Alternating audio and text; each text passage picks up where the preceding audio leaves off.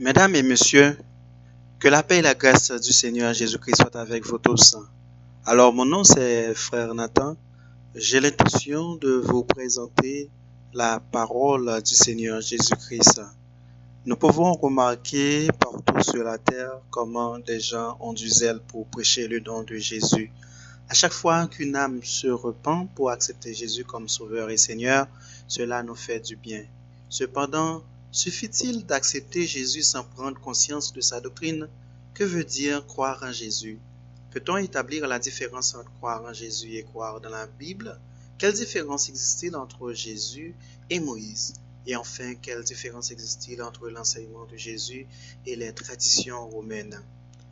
Chers amis, nous voulons répondre à ces questions pour vous permettre de bien connaître Jésus à travers son enseignement dans le seul but de connaître la vérité. Nous avons un apôtre qui a parlé concernant cette vérité. Il nous a avertis en disant en Galates 1er 6 à 9, « Je m'étonne que vous vous détourniez si promptement de celui qui vous a appelé par la grâce de Christ pour passer à un autre évangile.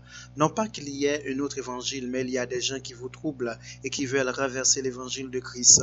Mais quand nous-mêmes, quand un ange du ciel annoncerait un évangile que celui que nous avons prêché, qu'il soit anathème. » Alors, apôtre Paul, il est clair là-dessus concernant le seul évangile que nous devons suivre. Nous ne devons pas suivre les gens qui vont nous tromper avec leurs paroles inventées dans le nom du Christ. Alors, nous devons considérer que les Écritures, c'est à travers les Écritures qu'on peut trouver le vrai évangile, l'évangile qui puisse nous sauver. Alors, sachez-le bien que Paul, il n'était pas et il ne jouait pas avec nous. Alors il était sérieux en Galates 1er 6 à 9. Alors il suffit de connaître l'évangile que les apôtres ont enseigné pour ne pas vous laisser tromper par des gens qui prêchent et qui enseignent notre évangile. Sachez-le bien que vous ne pouvez pas être sauvés sans croire réellement dans le vrai évangile. Et de ce fait, nous avons l'objectif de vous éclairer. N'hésitez pas à nous questionner dans les commentaires pour avoir une réponse claire selon vos besoins. Ce que nous allons aborder maintenant, c'est le plan du salut. Chers amis, nous avons premièrement à vous expliquer le plan du salut. Cela va nous permettre d'établir la différence entre l'enseignement de Moïse et celui de Jésus-Christ. Ainsi, nous pouvons établir aussi la différence entre croire dans la Bible et croire en Jésus. Il est important que nous fassions cela car en Jean 1er 18, on présente les deux médiateurs des deux alliances, Moïse et Jésus. Moïse pour la première alliance et Jésus pour la seconde alliance. Alors il est dit que Moïse a donné la loi, c'est-à-dire que nous pouvons trouver la loi dans la première alliance, c'est-à-dire l'Ancien Testament. Et Jésus a donné la grâce et la vérité. Alors dans le Nouveau Testament, on peut trouver la grâce et la vérité. Et nous savons que nous ne pouvons pas sauver sans la grâce ni la vérité. De ce fait, allons voir où commence exactement le plan du salut. Pour l'origine du salut, alors en Genèse 2, 17, Dieu a interdit à l'homme de manger à l'arbre de la connaissance du bien et du mal. Dieu lui a dit que le jour où il en mangerait, il mourra. Disons que cette mort n'était pas physique puisque l'homme devrait en souffrir le même jour où il mangerait le fruit. Et cela peut s'expliquer qu'en Genèse 3 et 8, lorsque les deux entendirent la voix de Dieu, ils se cachèrent pour avoir mangé du fruit. Alors ils deviennent ennemis de Dieu. Nous pouvons dire que ce qui était en eux, qui leur permettait de rester amis de Dieu, meurt. Alors ce n'est pas physique, mais plutôt spirituel. Donc c'est de cette mort dont parlait Dieu lorsqu'il disait à l'homme que le même jour où il mangerait le fruit, il mourra. Alors la mort physique est donnée en punition à la suite du péché en Genèse 3, 19, lorsque Dieu a dit à Adam, tu es poussière et tu retourneras en poussière. Maintenant, en Genèse 3, 15, Dieu a dit, je mettrai une hostilité entre toi et la femme, et entre ton lignage et le sien, en parlant au serpent. Il t'écrasera la tête, et tu la têteras au talon. Et nous pouvons déduire que c'est la première annonce du plan de la rédemption par Jésus-Christ qui allait venir racheter les hommes de la puissance de l'ennemi de l'homme, qui est le diable.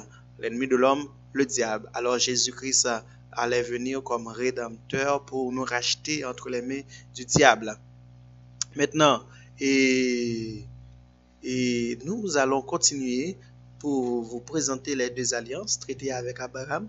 Alors, en Genèse 15, 12 à 18, il y avait une alliance traitée avec Abraham, mais cette alliance-là avait pour bénéficiaire des gens qui ont du lien et de sang avec Abraham, qui partagent le même sang avec Abraham.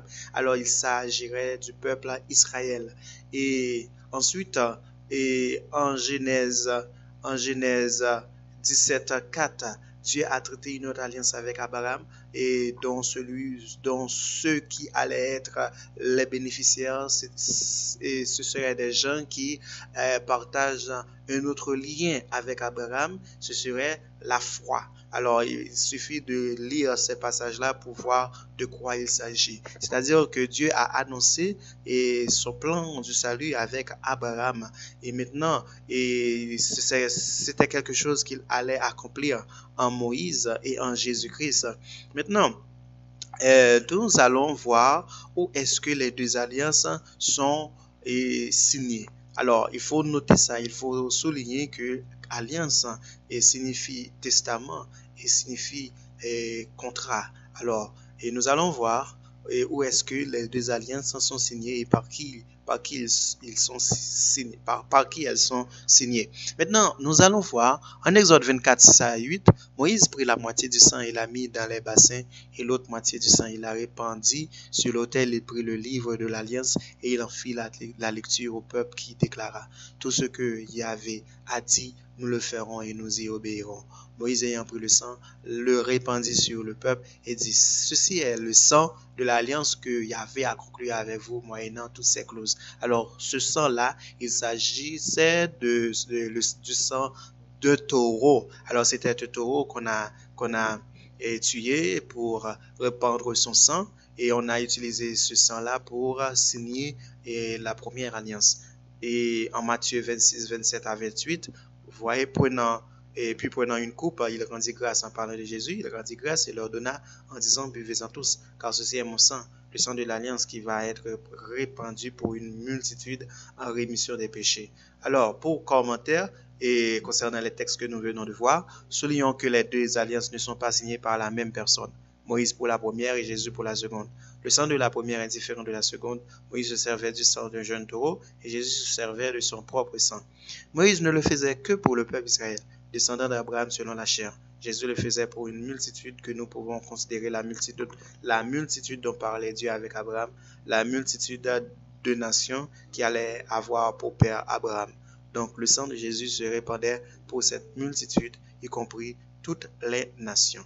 Maintenant, l'enseignement de la première alliance, nous avons, dans la première alliance, Dieu avait donné 10 commandements écrits sur 2 tables de pierre et 600 autres lois qu'on trouve dans les 4 livres de la loi qui sont Exode, Lévitique, Nombre, Deutéronome. Nous avons par exemple la dîme expliquée en Deutéronome 14, 22 à 25 et la circoncision qui était autorisée à tous les garçons selon Lévitique 12, 3. Et l'observation du sabbat selon Deutéronome 6, 12 à 15. Et nous allons continuer. Et pour vous présenter la première alliance, il y avait l'interdiction de manger des animaux considérés comme impurs selon Lévitique 11. Et vous pouvez voir ça aussi en Deutéronome 45. Alors le sacerdoce lévitique, les gens de la famille de Lévi, étaient choisis pour desservir comme prêtres parmi le peuple. Ils décidaient à présenter les offrandes devant Dieu pour eux-mêmes et pour le peuple. Alors, et il y avait aussi la présentation des premiers-nés au temple selon Exode 13, 11 à 16. Alors il y avait tout ça, il y avait aussi la lapidation des pécheurs, la vengeance exprimée par heure pour heure, dent pour dent. Il y avait encore la construction de temple pour l'adoration de Dieu. Alors, il y avait tout ça selon l'ancienne alliance. Alors, et dans la vidéo qui suit, alors nous allons continuer à vous présenter la première alliance et comment Jésus a parlé et de la première alliance pour vous éclairer et mieux concernant la vérité que Jésus nous a enseignée. Alors, il faut savoir faire cette différence-là pour savoir ce que retenait la première alliance et ce que retenait la et deuxième alliance. Alors, toute la vérité est déjà écrite. Il suffit de lire et de comprendre, d'avoir un esprit de discernement de la part de cet esprit de Dieu pour pouvoir bien discerner la vérité. Alors, je suis tout à fait très content d'être là pour vous expliquer tout ça et nous espérons continuer et dans une vidéo qui suit pour pouvoir vous expliquer la parole de Dieu. Alors, que Dieu vous bénisse et merci à tous les écouteurs, à tous les internautes et de cette chaîne-là. Merci, d'accord, au revoir.